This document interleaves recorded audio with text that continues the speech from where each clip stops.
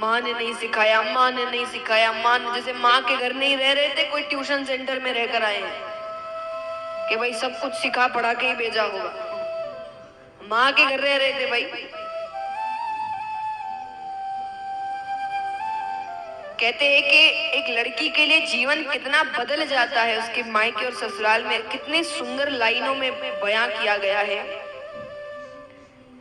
कि माँ के घर में उससे पूछा जाता था उठने के बाद कि खाने में क्या बनाए, और ससुराल जाने के बाद उठ के वो लोगों से पूछती है कि खाने में क्या बनाए। कितना अंतर है सोचिए। जब उसके घर में उससे पूछा जाता था क्या बनना चाहिए, क्या खाना है, अब वो जा जाके पूछते क्या बनाऊं, क्या पसंद है, क्या खाना है। कितना अंतर है उसके लिए। और उसके बाद भी इतनी सी गलती हो जाए तो हम तुरंत से खड़े हो जाते कहने को माँ ने नहीं सिखाया। नहीं सिखाया, आप सिखा दो, आपको भी तो माँ कहते हैं ना। इतनी बड़ी उपाधि दी गई है, सोचिए। वहां जाने के बाद भी पति के माता पिता को माता पिता कहते हैं। क्यों? ये भगवान ने ये उपाधि देखी। भगवान ऐसे ही उपाधियां नहीं देते किसी को। भगवान ने ये सोच कर दिया था कि अगर वो अपना पूरा परिवार छोड़कर आ रही है तो इस घर में भी उसको माता पिता ही मिले। ये सोचकर भगवान ने सास ससुर को भी माता पिता का स्थान दिया था।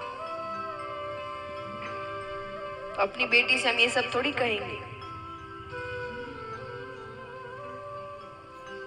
तो इसीलिए निवेदन है कि जब बहू घर पर आए, कहते हैं कि जिस घर में बहू और बेटी दोनों ही खिलखिलाती है उसी घर में फिर लक्ष्मी आती है। दोनों।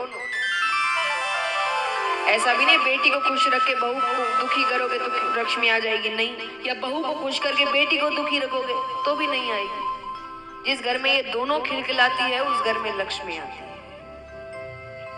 दोनों को एक समान प्यार दीजिए। एक घर छोड़कर आई है तो प्यार देना चाहिए, एक को घर छोड़कर एक दिन फिर जाना है तो प्यार देना चाहिए। तो नहीं सीखा, कोई बात नहीं, गलती हो गई तो कोई बात नहीं, अगली बार सही हो जाएगा, उसके बाद सही हो जाएगा। तो महाराज, तो पत्नी वो भाभी आकर कहती है कि माँ ने झाड़ू काटना तक नहीं सिखाया, पर वो कुछ नहीं कहते। वो कहती कोई बात नहीं, एक हाथ और फेर दो। अब झगड़ा करेंगे इससे अच्छा एक हाथ और फेर देंगे तो काम ज्यादा आसान हो जाता है ना, जल्दी खत्म हो जाएगा। झगड़ा करने में तो आधी घंटा निकल जाएगा। वो कहती वो करने से अच्छा तो एक हाथ और फेर दो। सब्जी बनाए तो खूब नमक डाल दे। पर नरसिंह जी की पत्नी एकदम गाय, वो प्रतिकार ही नहीं करे। पर आजकल सहन शक्ति की भरपूर कमी आ गई है, कोई चुप ही नहीं होता। सुनते तो सिर्फ कथा या भजन, बाकी तो बोले ही बोले सब। आजकल सुनना सिर्फ इतना ही रह गया, या तो कथा या भजन, बाकी कोई सुनता नहीं।